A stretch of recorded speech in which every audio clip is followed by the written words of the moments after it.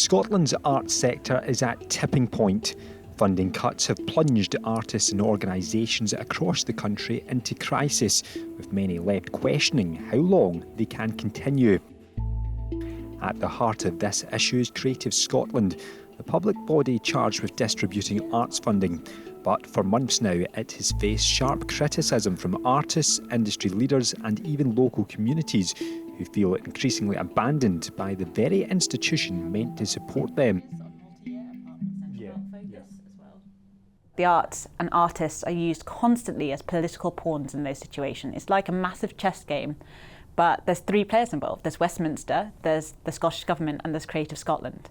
And you know, the chess pieces are all the artists. We're used to manoeuvre around places and to play this wider political game. We're not for that, we're people. We have livelihoods, we have families. You know, this is our job, this is what we do.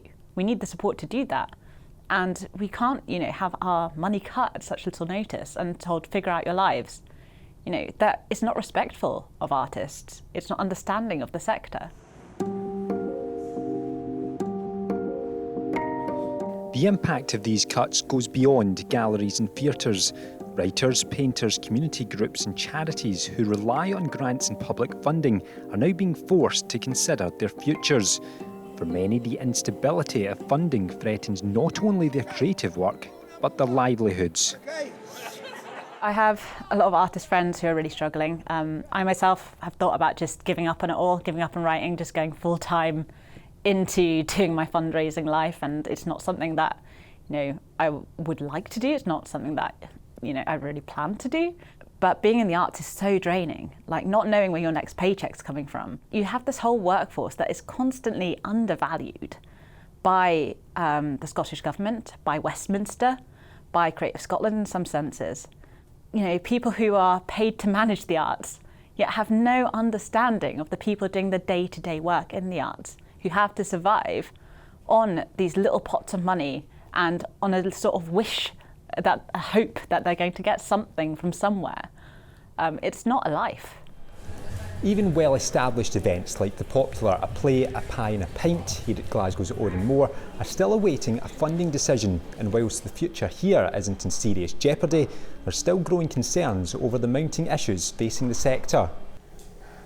The heavy pounding of bass leading me in through the club, glitter on my face for days. So yeah, I came up here and found a theatre sector certainly that is a bit demoralised by lots of mixed messaging from government via Creative Scotland. You know, funding is being withdrawn from certain quarters and then reinstated but not delivered upon, and the theatre community feels a little punch drunk and a little like used as a political football in ways that are very disorienting and make it very hard to make any meaningful plans around. That's it, holiday ruined already. We, like all theatre and arts organisations, are at a point where we can't do any planning beyond March 2025, which is very close. So, you know, most arts organisations would be planning at least a year in advance, in many instances 5 years in advance. And we're now at a point where we're very close to the end of our existing funding agreements, not knowing what's going to be there the following day. So in my case at PPP, we're programming a spring programme, which is usually like a very busy chunk of activity between February and June, 18 new productions in 18 weeks. And we're doing that in a climate where we don't know how much money we're going to have for that period. And all the theatre partners around Scotland who make work with us and who make financial contributions to that work don't know if they're able to make those financial contributions, or are we able to book a show with them in May, June? There's a lot of people understandably unable to make those commitments. So yeah, it feels like you're making what should be pretty routine planning on a kind of floor that is constantly shifting and undulating. Yet despite the challenges, many continue to advocate for the arts, pushing back against a perception that culture is expendable during times of economic hardship. This sentiment is echoed by both artists and audiences who see art as more than just entertainment. Very important because it's what we do. We're not really into sports, so we love the arts, and so little opportunities like this are well worth keeping. People need an outlet, and this is an outlet. So I think it's even more important than cinemas, to be honest. It's critical, the things like that involved just for not just my age, but people coming up behind me.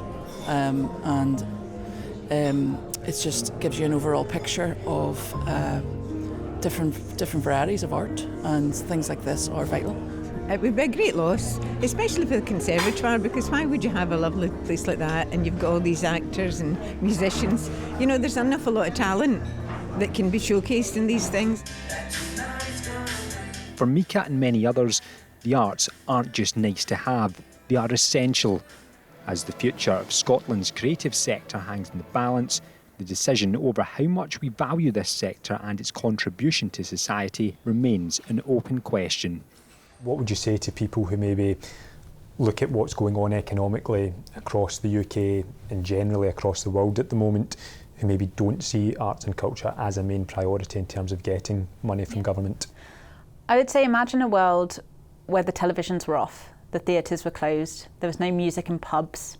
You walked down the street, it was completely silent. Buskers were gone, choirs didn't operate.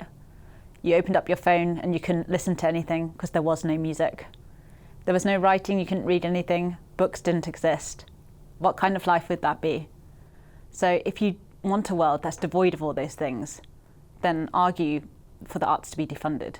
If you want a world with life in it, with a heartbeat, with a soul, where power is held to account, then the arts and culture is there to do that.